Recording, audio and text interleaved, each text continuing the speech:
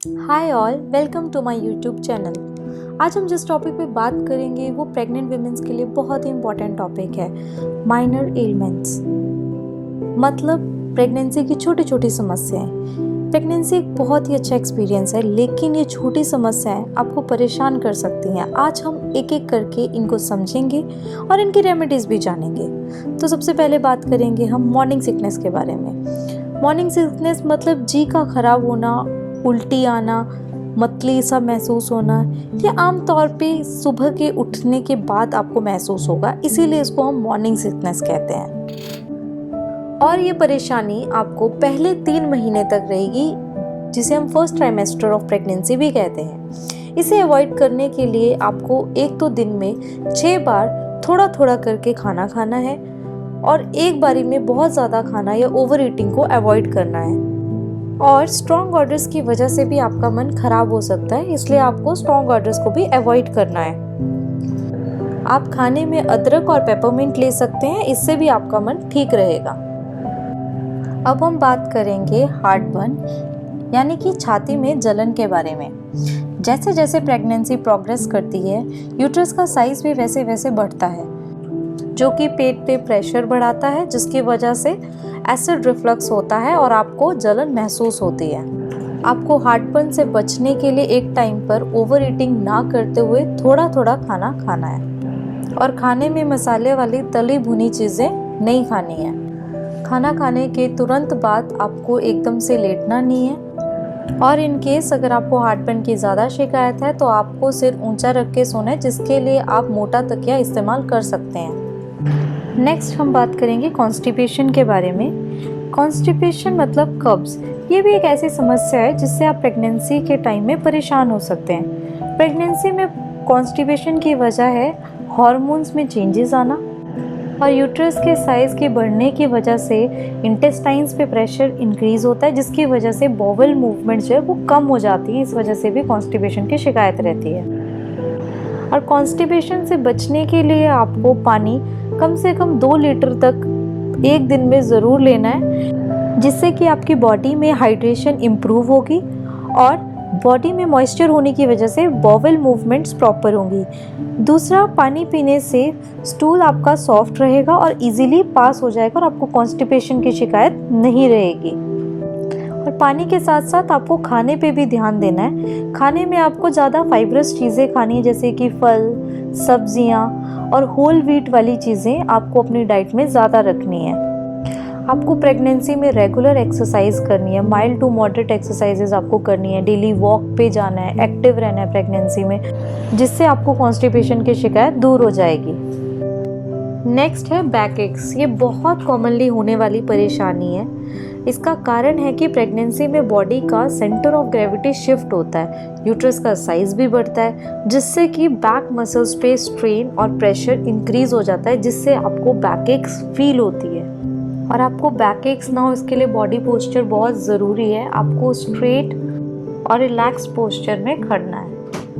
और आपको प्रेगनेंसी में ज़्यादा भारी सामान नहीं उठाना है। कोई भी सामान जब आपने उठाना है, आपको आगे की तरफ नहीं झुकना है, बल्कि आपको अपने नीज बेंड करके फिर सामान उठाना है। तो ये पोस्चर बहुत इंपॉर्टेंट है समझने के लिए कि हमें कैसे खड़ना है, कैसे हमें झुकना है, जिससे हमारा बैक पे प्रेशर जो है वो रिड्यूस होगा और बैक एक जो है वो कम होगी।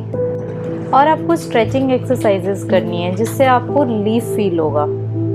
इसके अलावा बैक एक्स के लिए आप बैक मसाजेस और hot water bottle application in back, ये बहुत ज़्यादा आपको रिलीफ प्रोवाइड करेंगी। Next, swollen feet and ankles मतलब पैरों और टखनों में सोजिश का होना। इसकी वजह है प्रेगनेंसी में फ्लूइड का बॉडी में ज़्यादा रिटेन होना और ब्लड वेसल्स पे प्रेशर का बढ़ना। स्वेलिंग को कम करने के लिए बहुत इम्पॉर्टेंट है कि जब भी पॉसिबल हो, मैक्सिमम टाइम आप अपनी लेग्स को एलिवेट करके, मतलब थोड़ी ऊंचाई में रखें और ज़्यादा देर तक ना खड़े रहें ना बैठे रहें, इससे भी आपकी स्वेलिंग इंक्रीज होगी। आपको रेगुलर बेसिस पे वॉक करनी है और पैरों और एंकल्स की एक्सरसाइज करते रहना है, इससे स्वेलिंग कम रहेगी। अगली परेशानी है स्लीप डिस्टर्बेंस मतलब नींद का कम आना। प्रेगनेंसी में इसका मेन रीज़न है हार्मोनल चेंजेस और आपके सही पोस्चर का ना मिलना जिसमें आपको आरामदायक नींद मिले। आपको ध्यान रखना है कि आपको अपनी एक स्लीप की रूटीन फिक्स करनी है। रोज़ एक समय पे सो जाना है जिससे आपको उस टाइम पे नींद आना शुरू हो जाएगी। और जो आपका सोने का सराउंडिंग है वो बहुत ही पीसफुल होनी चाहिए, शांत और कंफर्टेबल होनी चाहिए आपके लिए, ताकि आपको आसानी से नींद आ जाए। आप अनकंफर्टेबल अगर फील करें तो आप पिल्लोज़ अपने नीज़ के बीच में रख सकते हैं जिससे आपको एक कंफर्टेबल पोजीशन मिल जाएगी। आजकल प्रेगनेंसी पिल्लोज़ भी आते हैं जिसकी हेल्प लेके आप अपनी कंफर्टेबल पोस्चर और पोजीशन बना सकते हैं स्लीप के लिए। इससे आपको काफ़ी हेल्प मिलेगी। और आपको अपनी रूटीन में डीप ब्रीदिंग एक्सरसाइजेस को भी ऐड करना है जिससे आपकी एंजाइटी और स्ट्रेस लेवल कम होगा और आपको more relax and more comfortable feel होगा। Next is skin changes. तो प्रेगनेंसी में आपको डिफरेंट टाइप्स की स्किन चेंजेस फील होंगी, जैसे कि स्ट्रेच मार्क्स, एक्नेस और बॉडी के कुछ हिस्सों का स्किन कलर का थोड़ा डार्क हो जाना। ये स्किन चेंजेस टेम्परेरी होती हैं और जैसे ही आपकी प्रेगनेंसी टर्मिनेट होती है वैसे ही धीरे धीरे आपकी जो स्किन चेंजेस है वो पहले की तरह नॉर्मल हो जाती हैं। तो इसलिए आपको इससे कुछ घबराने या परेशान होने की ज़रूरत नहीं है। बस आपको इस टाइम में अपनी स्किन का थोड़ा एक्स्ट्रा केयर करनी है, अपनी स्किन हाइजीन अच्छे से मेंटेन करके रखनी है, स्किन को मॉइस्चराइज्ड रखना है और जब भी आप बाहर निकल रहे हैं आपको सनस्क्रीन्स और लोशंस लगा के ही बाहर निकलना है। तो इससे आपको काफ़ी रिलीफ और रिलैक्स्ड फील होगा। लास्ट में हम बात करेंगे वेरिकोज वेन्स की, मतलब वेन्स में सोजिश का आना। इसका मेन रीज़न है कि प्रेगनेंसी में जो ब्लड वॉल्यूम है वो बढ़ जाता है। इसका ये रिज़ल्ट निकल के आता है कि जो लोअर बॉडी में वेन्स हैं वो उसका प्रेशर भी इसके साथ साथ इंक्रीज़ हो जाएगा और जिससे वेन्स का साइज़ इंक्रीज़ होगा और वेरिकोज वेन्स की परेशानी शुरू हो जाती है।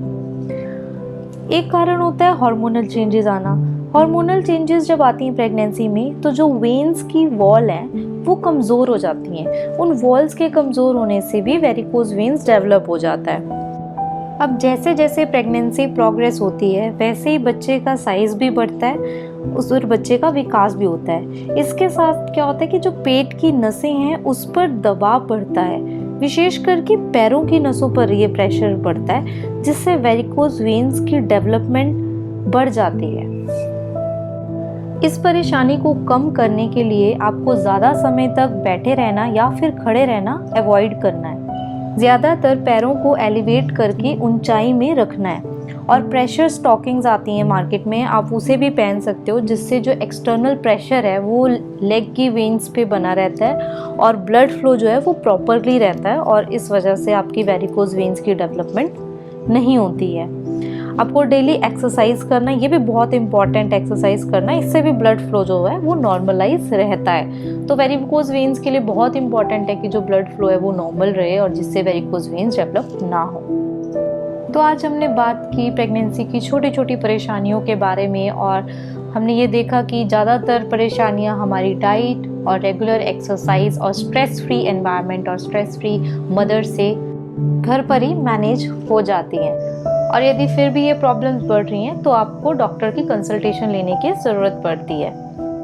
तो wish you all the best for your pregnancy and have a happy and a very healthy pregnancy. Thank you.